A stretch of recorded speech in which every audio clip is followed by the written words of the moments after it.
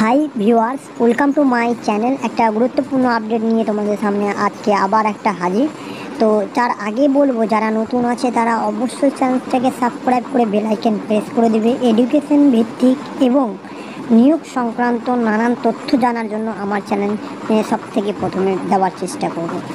তো চলো জানি কি তথ্যটা রয়েছে। আমি প্রথমেই হেডলাইনে তোমাদের সামনে দিয়েছি, বঞ্চিত চাকরি প্রার্থীদের নিয়োগে এসএন পোস্টের গুরুত্ব কী।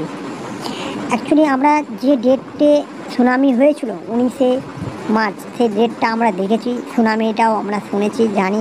সেটা নিয়ে আর বিস্তারিত বলবো না। সেখান থেকে কিছু চাকরি বাতিল হচ্ছে এবং কিছুটা পদ থাকছে যেখানে হয়তো বঞ্চিত চাকরি প্রার্থী, অল ওয়েটিং চাকরি প্রার্থী থেকে নিয়োগ করা হতে পারে।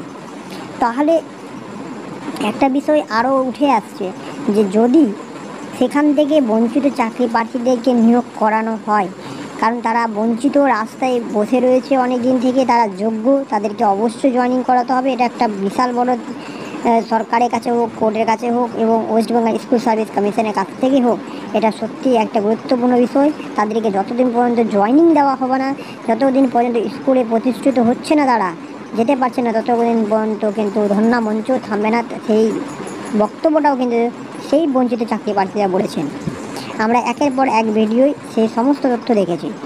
কিন্তু যে পোস্টটা ক্রিয়েট বা যে পোস্টটা রয়েছে, যে পোস্টে কোর্টের থেকে আদেশ আসছে যে এই পোস্টে তাদেরকে নিয়োগ দেওয়া হবে, কিন্তু ওই পোস্টে কি সত্যি অল ওয়েটিং চাকরি প্রার্থী জয়েনিং হতে পারবে? সেই পোস্টে কিন্তু আমরা দেখেছি অল ওয়েটিং চাকরি প্রার্থীদের কত একটা বড় লিস্ট রয়েছে, যেখানে অনেকটা জেনুইন ক্যান্ডিডেট রয়েছে যারা বঞ্চিত চাকরি প্রার্থী এবং তারা ওয়েটিংয়ে রয়েছে। সেই ক্ষেত্রে গ্রুপ সি এর হোক, গ্রুপ ডি এর হোক, প্রায় 4,000, 5,000, 6,000 পর্যন্ত রয়েছে অল ওয়েটিং চাকরি প্রার্থীরা। হতে পারে ওয়েটিংয়ের মধ্যে ভুয়ো ক্যান্ডিডেট রয়েছে, সেটাকে বাদ দেওয়া যাবে। তবুও ধরলে গেলেও মিনিমাম না করেও সেখানে জেনুইন তো গ্রুপ সি এ খেলেও 2,500, 2,500 বা 3,000 হতে পারে, আর গ্রুপ ডি এ না করেও 4,000-এর কাছাকাছি হতে পারে। একটা অনুমান করা হচ্ছে, একটা অনুমান হিসেবে বললাম, এটা কিন্তু সঠিক না যে আরও কম হতে পারে, বেশি হতে পারে। তো এখানে যে পদটা দিবে, যেই পদটা, যেটুকু পদ থাকবে, দেওয়া হবে আদালত থেকে, কোর্ট থেকে যেটা স্বীকৃতি করা হবে, সেই পদে কি সকলের চাকরি হবে? তো সকলের চাকরি তো হচ্ছে না। কারণ কেন হচ্ছে না? যেটুকু পদ দিচ্ছে সেইটুকু পদে কিন্তু সকলের জন্য চাকরি দেওয়া করানো সম্ভব নয়।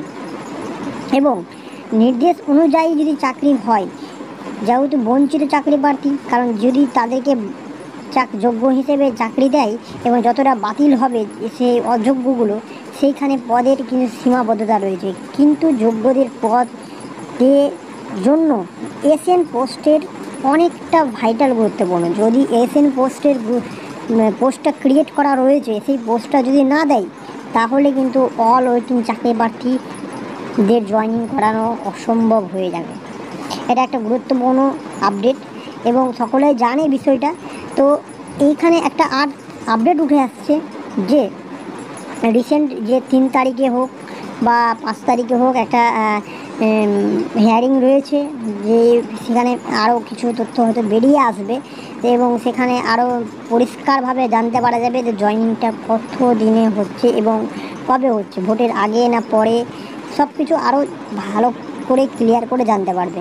কিন্তু কতটা পদে, এবার পদ দিয়ে যে হিয়ারিংটা হবে, সেই পদটা কিন্তু সেদিন জানানো হবে। সেখানে এসএন পোস্ট দিতে পারে বা নাও দিতে পারে। যদি না দেয়, তাহলে অল ওয়েটিং চাকরি প্রার্থীরা কিন্তু জয়েনিং হবে না। এবং আদালত থেকে যে পোস্টের কথা বেরিয়ে এসছে, সেই পোস্টটা দিলে কিছু পরিমাণের ওয়েটিং চাকরি প্রার্থীদের নিয়োগ হওয়া সম্ভব। তো যদি সকলের চাকরি দরকার, সকলে ধর্ণা মঞ্চে ধর্ণা করছেন এবং সকলকে যদি সেই এসএন পোস্ট নিতে হয়, তাহলে কি করতে হবে? আদালতের কাছে হোক, রাজ্য সরকারের কাছে হোক এবং West Bengal SSC school service ক্লাসের হোক, তাদের কাছে আবার একটা অনুরোধ করতে হবে। এবং আমরা রিসেন্টলি জানতে পারলাম বঞ্চিত চাকরি প্রার্থীদের কাছ থেকে যে তারা যদি সম্পূর্ণভাবে জয়েনিং না হয়, তাহলে কিন্তু ধর্ণা মঞ্চ উঠবে না। কারণ ধর্ণা মঞ্চ, সরকারের প্রথম কাজ হচ্ছে ধর্ণা মঞ্চ উঠানো। তো অতএব এসএন পোস্ট দেওয়াটা অত্যন্ত জরুরি এবং সরকারও হয়তো চাইবে যে এসএন পোস্ট দিয়ে এই চাকরিগুলো কমপ্লিট করে সেই ধর্ণা মঞ্চ উঠাও, আর যদি না হয় তাহলে আবার ধর্ণা মঞ্চ চলবে, আবার আন্দোলন হতে পারে।